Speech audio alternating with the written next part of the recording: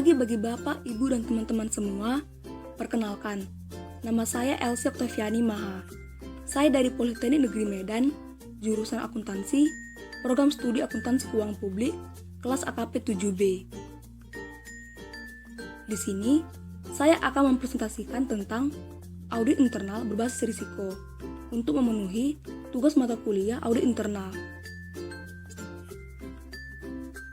Selanjutnya, saya akan menjelaskan mengenai definisi AIBR atau audit internal berbasis risiko. Menurut IIA, The Institute of Internal Auditor mengatakan bahwa metodologi yang mengaitkan kegiatan audit internal dengan kerangka pengelolaan risiko secara menyeluruh dari organisasi tersebut, atau metodologi pemeriksaan yang dipergunakan untuk memberikan jaminan bahwa risiko telah dikelola di dalam batasan risiko yang telah ditetapkan manajemen pada tingkatan korporasi.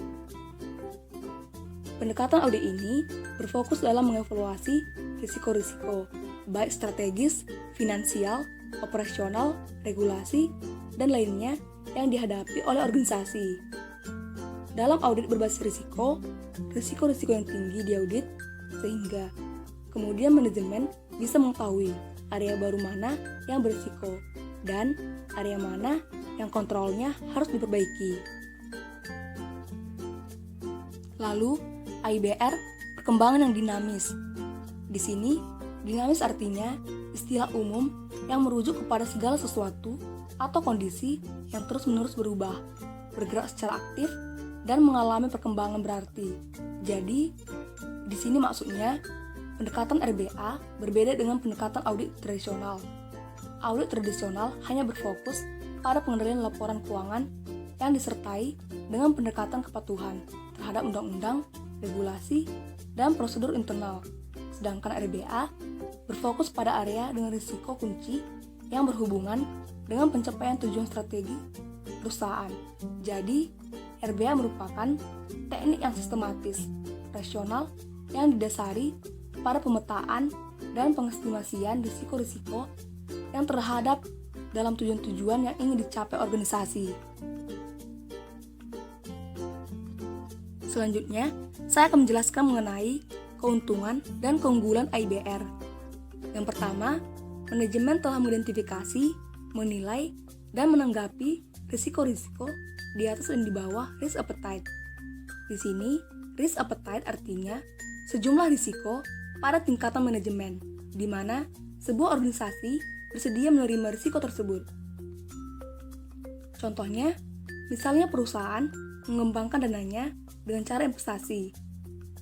Apabila perusahaan ingin selalu aman, maka ia akan membeli reksadana daripada saham. Itulah risk appetite.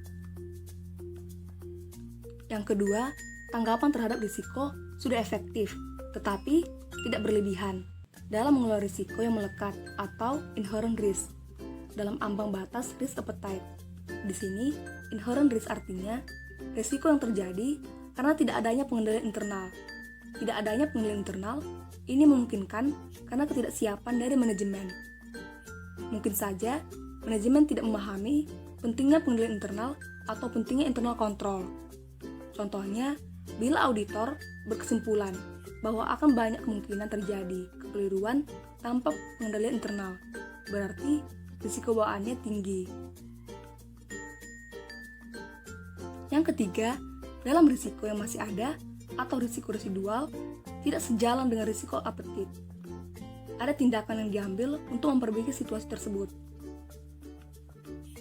Residual risiko atau risiko sisa artinya risiko yang terjadi setelah memperhitungkan kontrol yang sudah dijalankan dalam rangka mengurangi dampak dari risiko utamanya. Contohnya, risiko terjadi pencurian aset atau barang dalam gudang. Risiko ini masih terjadi dengan tingkat yang lebih kecil, walaupun sudah dipasang alarm atau CCTV dalam gedung tersebut. Yang keempat, proses manajemen risiko, termasuk efektifnya, tanggapan dan tuntasnya tindak lanjut, dipantau oleh manajemen untuk memastikan proses tersebut berjalan secara efektif. Dan yang kelima, risiko, tanggapan, dan tindak lanjutnya dikelompokkan dan dilaporkan dengan tepat. Lalu, implementasi AIBR. di mana berlangsung dalam 3 tahap, yaitu tahap pertama, menilai risk maturity. Maksudnya, dapatkan gambaran menyeluruh tentang bagaimana dewan dan manajemen menentukan, menilai, mengelola, dan memantau risiko. Gambaran ini akan memberikan petunjuk apakah catatan atau daftar risiko dapat dipercaya untuk tujuan perencanaan audit. Tahap kedua, perencanaan audit berkala. Maksudnya, secara berkala, umumnya setahun sekali, tentukan penugasan asurans dan konsulting dengan mengidentifikasi dan memberi prioritas kepada hal-hal di mana dewan membutuhkan asurans, termasuk asurans atau proses-proses manajemen risiko, pengelolaan risiko-risiko kunci, dan pencatatan dan pelaporan risiko. Dan yang ketiga, melaksanakan tugas audit. Maksudnya, laksanakan tugas-tugas audit yang sudah direncanakan dalam tahap kedua untuk memberikan asurans dalam kerangka manajemen risiko, termasuk pencegahan atau mitigasi suatu risiko tertentu atau sekelompok risiko. Selanjutnya, risiko. Apa itu risiko? Jadi, risiko menurut Profesor Dr. Insinyur Sumarno, MS, mengatakan bahwa risiko sebagai suatu kondisi yang timbul karena ketidakpastian dengan seluruh konsekuensi tidak menguntungkan yang mungkin terjadi. Risiko merupakan ukuran seberapa besar para investor bersedia berkorban untuk memperoleh keuntungan dari investasinya. Jadi, dapat kita simpulkan, adanya ketidakpastian mengenai masa depan. Sesuatu bisa menyimpang dari rencana. Sesuatu itu bisa berupa keuntungan yang diharapkan atau hal lain. Dan ada unsur negatif dalam upaya meraih suatu peluang. Selanjutnya, jenis-jenis risiko bisnis. Ketika berselancar di Google, kita akan mendapat beberapa jawaban, mulai dari 3, 4, 5, bahkan 20 jenis risiko. Jadi, mana yang akan kita pilih dan bagaimana proses penentuannya? Maka, salah satu pendekatan yang umumnya dilakukan dengan diskusi dan tukar-menukar pendapat dengan manajemen senior atau mereka yang melaksanakan fungsi pengelolaan risiko perusahaan. Diskusi ini dapat dimulai dengan generic risk model yang menggambarkan kategori risiko dan jenis risiko yang mungkin dihadapi organisasi, seperti dalam versi 4 jenis risiko dari IIA. Salah satu versi generic risk model diberi nama risk families atau rumpun risiko, di mana ada 10 rumpun risiko. Yang pertama, strategic atau franchise risk. Yang kedua, legal atau compliance risk. Yang ketiga, financial reporting risk. Yang keempat, staffing atau organization risk. Yang kelima, credit risk. Yang keenam, insurance risk. Yang ketujuh, sovereign atau cross-border risk. Yang kedelapan, market risk. Yang kesembilan, operational risk. Dan yang kesepuluh, sistem atau teknologi risk. Di sini, saya akan menjelaskan mengenai 4 jenis risiko bisnis. Ini merupakan versi dari IIA yang terdiri atas strategic risk, compliance risk, reporting risk, dan operation risk. Strategic risk, compliance risk, dan reporting risk dibagi ke dalam risiko akibat putusan internal perusahaan dan risiko akibat faktor eksternal. Sedangkan operation risk dikelompokkan lebih lanjut ke dalam risiko yang berhubungan dengan proses, manusia, dan masalah keuangan. Lalu, ada 5 jenis risiko bisnis yang merupakan salah satu tulisan dari Google. Yang pertama, strategic risk atau risiko strategis, yang diartikan sebagai risiko atau ketidakpastian yang diakibatkan dari kurang matangnya strategi dalam menjalankan bisnis. Kita banyak melihat bisnis yang kini berkibar sukses di penjuru dunia. Namun, seringkali kita tidak tahu betapa beratnya masa-masa yang mereka hadapi ketika membangun sebuah bisnis. Contohnya, bisnis Aqua yang dahulu sempat tidak diterima karena bisnisnya hanya menjual air putih yang ditempatkan dalam kemasan. Namun sekarang, siapa yang tidak kenal perusahaan tersebut? Jadi, strategi sangat dibutuhkan dan dipersiapkan matang. Kita juga harus mengetahui strategi jika ada pesaing yang mengancam bisnis kita. Contohnya, perusahaan ponsel A yang sempat terkenal di segala penjuru. Namun, setelah kedatangan sistem operasi tersebut, perusahaan ponsel A tidak menggunakan sistem operasi tersebut. Maka, terjadi kerugian yang sangat besar. Karena, pada masa tersebut, sistem operasi terbaru sedang menjadi kebutuhan pasar. Yang kedua, compliance risk atau risiko kepatuhan, di mana berarti risiko atau ketidakpastian yang disebabkan karena ketidakpatuhan terhadap peraturan, regulasi, atau hukum yang ditetapkan pemerintah setempat secara tertulis maupun tidak tertulis. Yang ketiga, operation risk atau risiko operasional.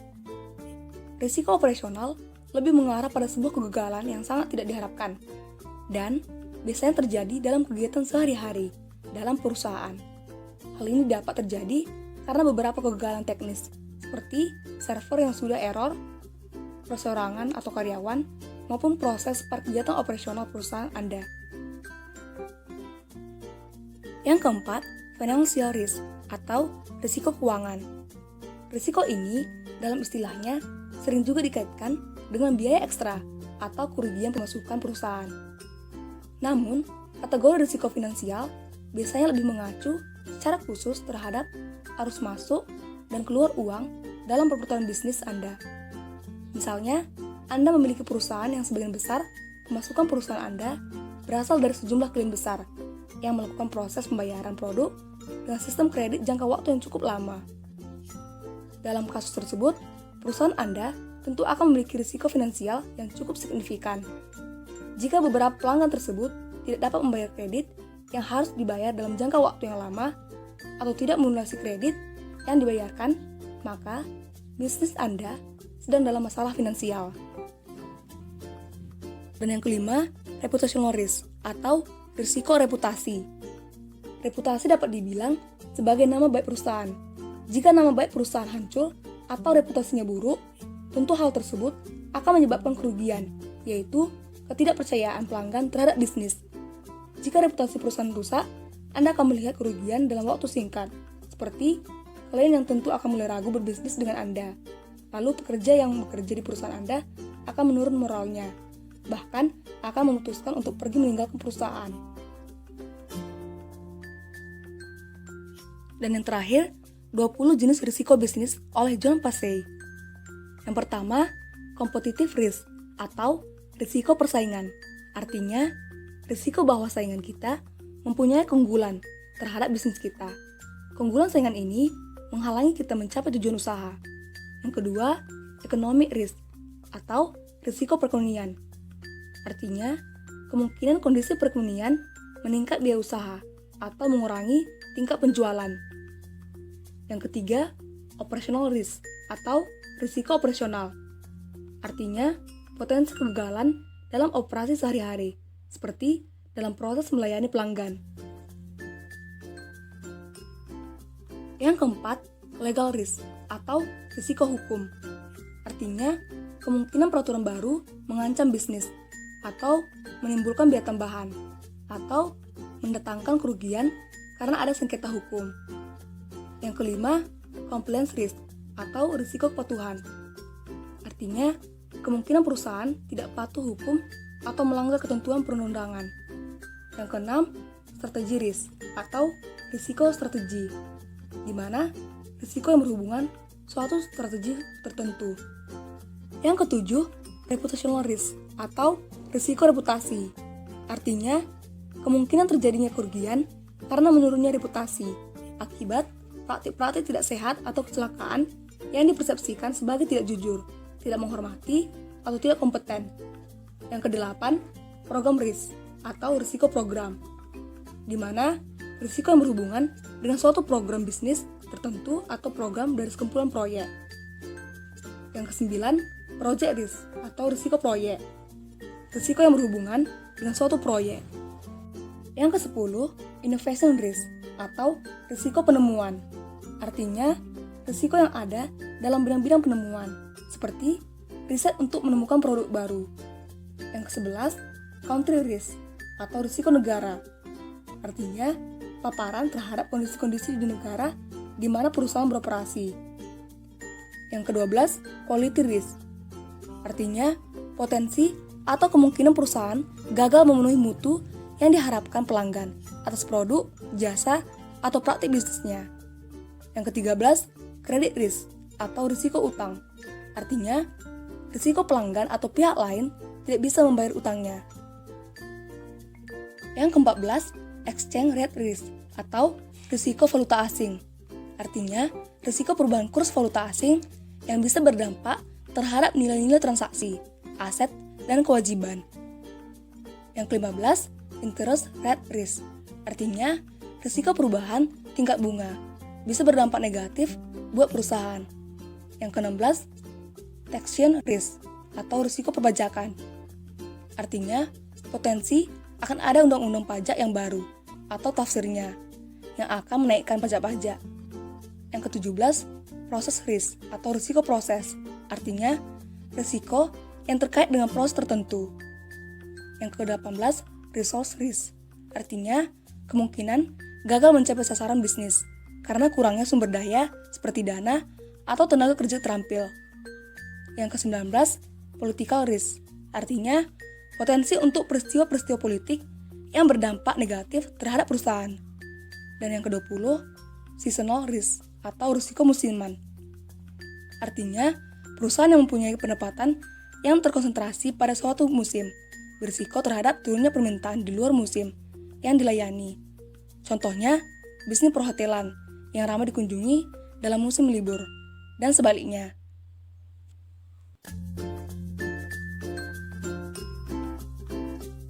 Sekian yang dapat saya sampaikan, dan saya minta maaf jika ada salah kata, dan semoga video ini bermanfaat bagi teman-teman semuanya. Terima kasih.